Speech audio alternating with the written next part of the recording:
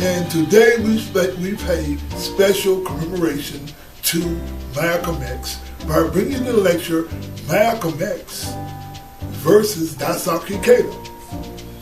If you look at our Buddhist prayer book, you will see a picture of Malcolm X, Dr. Martin Luther King, Nelson Mandela, and Montgomery and Becker. We call them Buddhist Stoppers of the Earth. Before we get started good, let us show you some film footage on Malcolm X. Malcolm X is a great American hero. They made a postage stamp after him to commemorate his great legacy. Spike Lee made a great movie about Malcolm X. He had a great story. He's a guy who rose up from being a pimp and a hustler to become one of the greatest African American leaders in our history. In fact, if it was not for Malcolm X, we would not have had a Muhammad Ali, because it was Malcolm X who influenced Muhammad Ali. It was Malcolm X who influenced the Roots author. He influenced the Roots author. There wouldn't have been books. There wouldn't have been an Alex Haley, because it was Alex Haley who wrote the book, the biography of Malcolm X, and later on Alex Haley came out with the book Roots. If it wasn't for Malcolm X, we wouldn't have people like Dr. Maya Angelou, who was influenced by Malcolm X. Malcolm X influenced a lot of people, including yours truly, Anthony M. Elmore. It was because of Malcolm X that we have the Proud Black Buddhist website, because years ago I had to make a choice between staying with the NSA or the SGI Buddhist organization or starting the Proud Black Buddhist, and I decided to follow Malcolm X. Let's first look at some videos, about a minute and a half video of Malcolm X, who was doing an interview. They asked him about his name, why he called himself Malcolm X, what was his name, and he tells why he used the name X. Let's look at Malcolm X, and we'll come back and tell you more about Malcolm X versus Daisaku Ikeda. Let's look at the video first. So Smith, excuse me for answering you this way. That's if a Chinese person were to say his name was Patrick Murphy, you would look at him like he's insane, because Murphy is an Irish name, a European name, or the name that has a Caucasian or a white background. And a yellow person, Chinese is a yellow man, and he has nothing to do or no connection whatsoever with the name Murphy. And if it doesn't look proper for a person who is yellow or Chinese to be walking around named Murphy or Jones or Johnson or Bunch or Powell, I think it would be just as improper for a black person or the so-called Negro in this country, as we're taught by the Honorable Elijah Muhammad, to walk around with these names. And therefore he teaches us that during slavery, the same slave master who owned us put his last name on us to denote that we were his property. So when you see a Negro today who's named Johnson, if you go back in his history, you'll find that he was once, his grandfather or one of his forefathers was owned by a white man who was named Johnson. His name is Bunch. His grandfather was owned by a white man that was named Bunch. Would you mind telling me what your father's last name was? My father didn't know his last name. My father got his last name from his grandfather, and his grandfather got it from his grandfather, who got it from the slave master. The real names of our people were destroyed during slavery. Was there any line, any point in the genealogy of your family when you did have to use the last name, and if so, what was it? The last name of my forefathers was taken from them when they were brought to America and made slaves.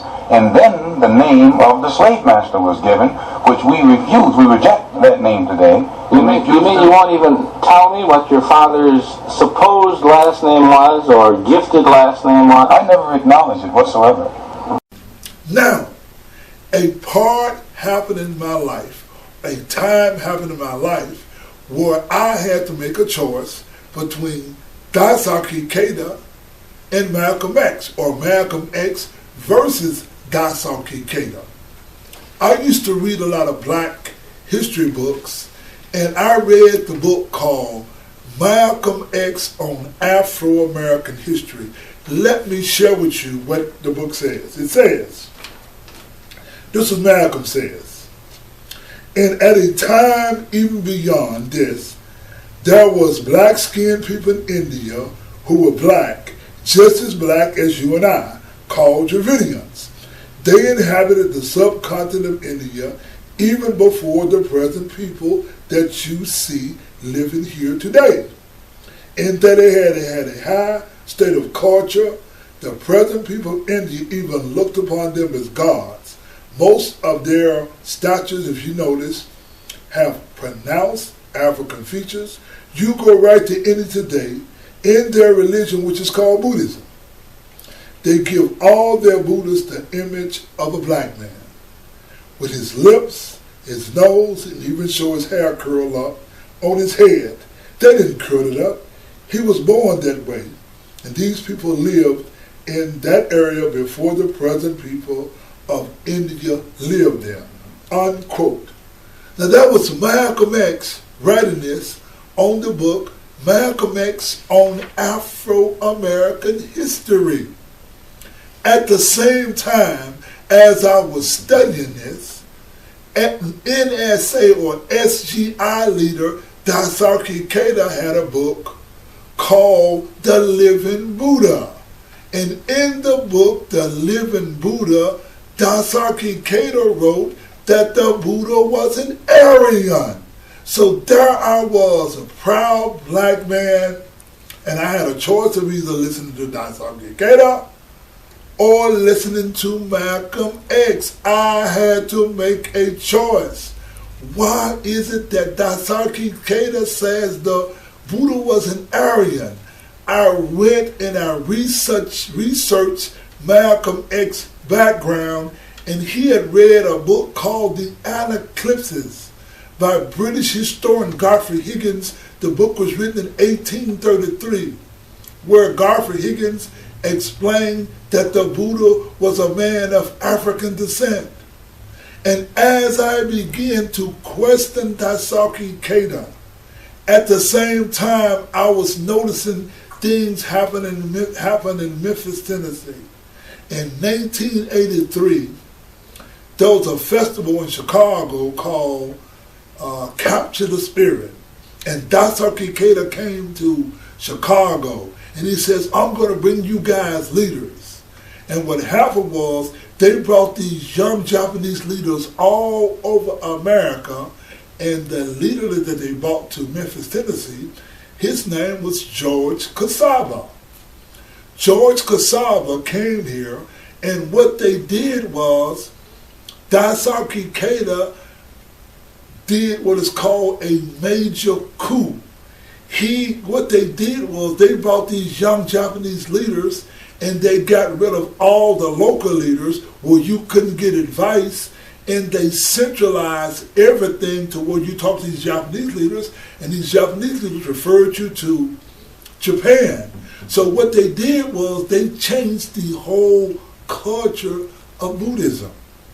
And so I became very distressed, because whenever I would go to these SGI culture festivals, they would never incorporate or include black history. They'd talk about Japanese history and the history of America, but they never would include black history. Then I would look on the SGI executive board, and they had no African Americans on the executive board. I said, wait a minute, man, this is discrimination. I had to make a choice. Am I going to listen to Daisaku Ikeda, or am I going to listen to Malcolm X? And one of the problems that I had at the time in the 80s, it was a book came out. It was called the Ikeda Toynbee Dialogue. Now, Arnold Toynbee was a British historian, and they had a great book called the Ikeda Toynbee Dialogue. Well, I had an issue with Arnold Toynbee, because Arnold Toynbee was the guy who wrote that the only people who have never made a contribution to civilization were people of African descent. I had a problem with Arnold Toynbee, and I had a greater problem with Daisaku Ikeda fraternizing with Arnold Toynbee, I would have thought that Daisaku Ikeda, who wrote so many books, who we love so much, I thought he would have challenged Arnold Toynbee. I knew if Arnold Toynbee had to go up against a great leader like Malcolm X would have put Arnold Toynbee in his place. But let's get to the part about Malcolm X versus Daisaku Ikeda. A group of Japanese peace activists, they were from the Hiroshima, Nagasaki peace activists, came to America. And the person the Japanese peace activists wanted to meet most was Malcolm X. Malcolm X loved his Japanese friends, and Malcolm was admired in Japan. Now, while Malcolm X was admired in Japan, Daisaku Ikeda never said anything about the poor treatment that African Americans was having. Daisaku Ikeda would come to America, take vows, but he never said anything about the injustices in America. Now, in 1960, I want you to meet someone. Her name was Koshiyama. Now, a Japanese woman, she was born in like about 1921. Koshiyama and her husband Bill moved to Harlem in New York City and joined the Harlem Parents Committee. She became acquainted with Malcolm X, and she was a member of his Organization of African American Unity. Now, her name was Yoshi Koshiyama. Now, when Malcolm X got killed 50 years ago, that's February the 21st, 1965, Yoshi Koshiyama put her head in his lap after he was shot. She went and looked after the children, and for years she was a person who was a peace activist. This was one of Malcolm's Japanese friends, this Japanese woman. She was later nominated for a Nobel Peace Prize. That's Yoshi Koshiyama. Now, while Daisaku Ikeda never said anything, in 1967 and 68, the Buddhist priest Thich Nhat Hanh met with Dr. Martin Luther King. And he convinced Martin Luther King to come out against the Vietnam War, whereas Daisaku Ikeda never said a word about the Vietnam War, never said anything, but yet he talks about peace. Now, I had to make a choice, and my choice was either follow Daisaku Ikeda, who said the Buddha was an Aryan, or follow Malcolm X. I'm so glad that I followed Malcolm X because we got Alex Haley Rooks. We have a great Angela Mayo who Malcolm X influenced. Malcolm X influenced Spike Lee and so many people, and he influenced us to start the Proud Black Buddhist World Association and the Proud Black Buddhist website. We honor Malcolm X. We're so happy that we did not follow Daisaku Ikeda. We have learned about the Black Buddhists.